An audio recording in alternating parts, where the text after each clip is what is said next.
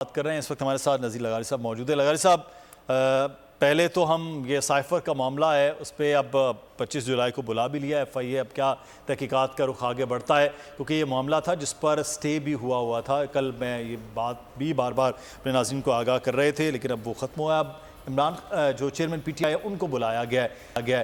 اب اس سائفر کا کہانی، بیانیہ، PTI کا ٹوٹنا، 9 مئی کے واقعات، کیا صورت اب بن رہی ہے سر اس سارے عمل؟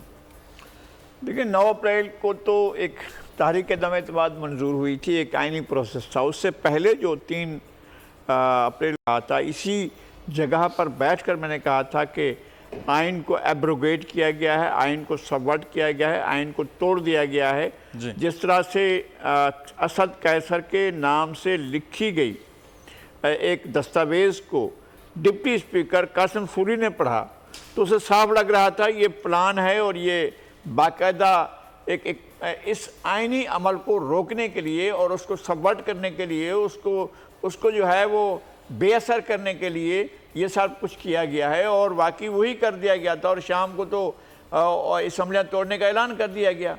تو یہ سارے کا سارا غیر آئینی پروسیس تھا. بعد میں سپریم کورٹ نے اس کو ایڈمٹ کیا، لیکن سپریم کورٹ نے یا حکومت نے اس کارروائی پر، اس ایبروگیشن پر آرٹیکل 6 نہیں لگایا تھا. پھر اس کے بعد 7 مارچ کو وہ آ چکا تھا جس کاغذ کے بارے میں وہ بات کر رہے ہیں، وہ پھر اس کاغذ کو جیب سے نکال کر وہ ہوا میں لہرا چکے تھے. تو یہ دنیا بھر سے آپ کو ایسے دستاویزات موصول ہوتی ہیں، اس طرح کی چیزیں موصول ہوتی ہیں. یہ نہیں ہوتی ہے کہ آپ تمام چیزوں کو جو ہے ہوا میں لہراتے پھریں اور لوگوں کو دکھاتے پھریں. وہ ایسی نہیں ہوتی ہیں. وہ آپ کو اپنے تجزیے کے لیے، اپنے معاملات کو دیکھنے کے لیے سب کچھ کرنا پڑتا ہے.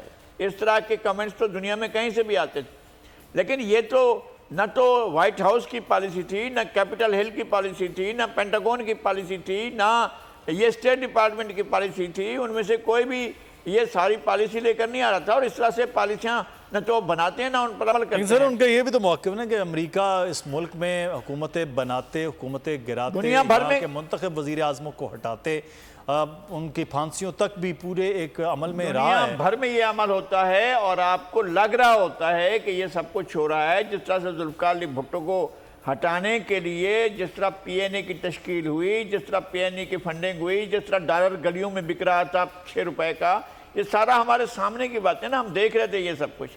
اور جس طرح سے صدام کو ہٹایا گیا، جس طرح سے وہاں باقاعدہ فوجی مداخلت کی گئی، جس طرح سے دنیا میں اور جگہوں پر رجیم چینج ہوتا ہے، یہ رجیم چینج تھوڑی تھا.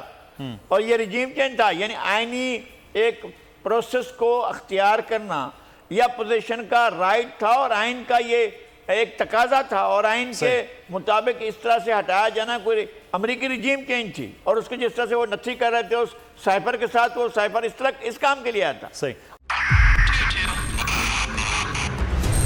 موبائل لون اپلیکیشن سے قرض لینا عوام کے لیے عذاب بن گیا. سود کی زیادتی اور دھمکیاں، شہری نے اپنی جان لے لی. بول نے دیا اپنے عوام کا ساتھ، اٹھائی اس اسکیم کے خلاف آواز. جو ہے لون دینے کے حوالے سے فراڈ بن رہی ہیں اور لوگوں کی زندگیوں سے اور ان کی عزتوں سے بھی کھیل رہی ہیں. تو میں یہ سمجھتا ہوں یہاں پہ 2-3 بڑی اہم چیز ہے. یہ ہے کہ ایسی ایپس جو کہ ایکسیس پرووائڈ کر دیتی ہیں ٹو دی کانٹیکٹس اور اس کے علاوہ ٹو دا گیلری.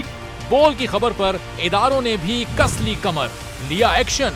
بول کی کاوشیں برابر ثابت ہو گئیں. آن لائن قرض مافیا کے گرد گھیرا تنگ ہو گیا ہے، کیونکہ بول ہے پاکستان کا نمبر 1 نیوز چینل. سبسکرائب کریں اور بیل دبائیں تاکہ کوئی خبر رہ نہ جائے.